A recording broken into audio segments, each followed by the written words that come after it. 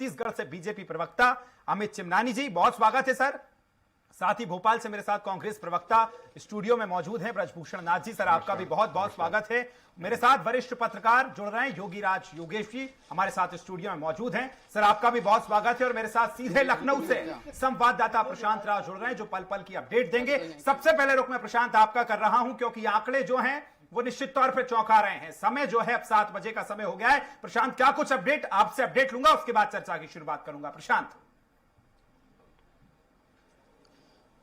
जी विकास, बिल्कुल देखिए, उत्तर प्रदेश में जिस तरीके से योगी सरकार, डबल इंजन की सरकार ने प्रचंड बहुमत प्राप्त किया है, ये अतुलनीय है उनके लिए। और साथ ही उन्होंने मुख्यमंत्री योगी आदित्यनाथ जनता को संबोधन किया, उसमें उन्होंने प्रदेश की जनता का आभार जताया। और जिस तरीके से विपक्ष उन पर हावी हो रहा था चुनाव को लेकर, वो उन्होंने स्पष्ट बातें की। और साथ ही उन्होंने लगातार प्रधानमंत्री नरेंद्र मोदी के साथ ही गृह मंत्री अमित शाह और रक्षा मंत्री राजनाथ सिंह को उन्होंने धन्यवाद दिया। इसके साथ ही जो चुनाव प्रबंधन टीम रही है, चाहे उसके धर्मेंद्र प्रधान यहाँ पर प्रभारी रहे हैं और राधा मोहन सिंह प्रदेश प्रभारी रहे हैं, संगठन मंत्री सुनील बंसल, और इसके साथ ही जो यहाँ उत्तर प्रदेश के राजनीति के चाणक्य कहे जाएं प्रदेश अध्यक्ष स्वतंत्र देव सिंह का खास उन्होंने आभार व्यक्त किया है। और कहा है कि जिस तरीके को उन्होंने उत्तर प्रदेश में रणनीति बनाई वो बहुत सफल रही, कारगर रही। और खासकर क्योंकि स्वतंत्र देव सिंह की बात करें तो वो एक राजनीति के यहाँ उत्तर प्रदेश में चाणक्य कहे जाते, इसके साथ कुशल संगठनकर्ता भी कहे जाते हैं, जिसको लेकर उन्होंने प्रदेश अध्यक्ष बनाया गया था। भारतीय जनता पार्टी उनके नेतृत्व में विजयी हुई है। मुख्यमंत्री योगी आदित्यनाथ और प्रधानमंत्री नरेंद्र मोदी के चेहरे पर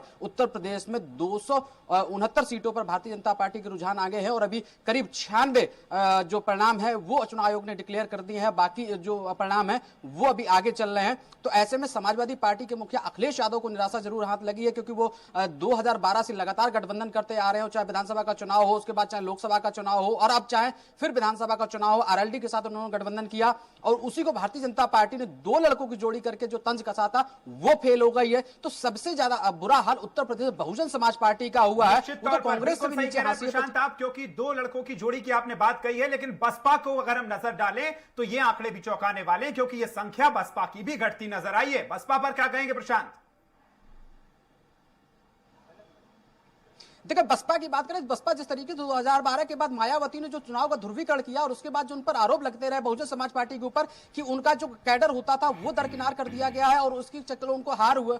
2007 में उनकी सरकार बनी थी, 2012 में मायावती के केवल 80 सीटें मिली और 2017 की बात करें तो केवल 19 सीटें रह गई। सबसे ज्यादा जो बसपा में जो खामी रही है वो ये रही, मायावती ने कभी भी जिले के संगठन को तवज्जो नहीं दी, यहाँ तक कि कोऑर्डिनेटर प्रथा यहाँ पे लागू कर दी गई। और साथ ही साथ जो कैडर के लोग थे, जो 10 साल से कई साल से बहुजन समाज पार्टी के लिए काम कर रहे थे, चुनाव के ऐन वक्त उनको कभी टिकट ना दिया जाना और इसके साथ आरोप लगता रहा बहुजन समाज पार्टी के ऊपर टिकट बेच दिया जाता है, तो वो जनता के माइंड में घुस गया था। और वही 2017 में जो बहुजन समाज पार्टी का वोट छिटका वो भारतीय जनता पार्टी के पास चला गया। इसके साथ ही एक चीज और रही कि उत्तर प्रदेश में जाटों और गैर जाटों का वोट जो रहा वो फैक्टर हो गया। उत्तर प्रदेश में जाटों के बाद जो गैर जाटों जो हाशिए पे खड़ा हुआ है अनुसूचित जात का वोट था वो भारतीय जनता पार्टी ने अपने पाले में कर लिया। और उसके साथ ही जो उनके नेता थे, जो कद्दावर नेता थे, चाहे दीनानाथ भास्कर की बात की जाए, बीएसपी के फाउंडर मेंबर थे और वो भदोही की औराई सीट से दोबारा चुनाव जीते हैं। तो ऐसे ही तमाम नेता भारतीय जनता पार्टी के पास हैं जिनको हम पार्टीवार जो आपसे चर्चा है वो तो निश्चित तौर पर प्रशांत आपसे करेंगे, लेकिन हम उत्तर प्रदेश को क्रमवार समझना चाहेंगे। 7 चरण में चुनाव हुआ है, 7 चरणों को अगर हम समझना चाहें तो पश्चिम की सीटों पर किस तरह के परिणाम है, पश्चिम से हम शुरू करेंगे। पहले चरण से मैं आपसे बहुत जल्दी में, क्योंकि समय की कमी है, चर्चा की हमें शुरुआत करना है, क्रमवार में समझाइए प्रशांत।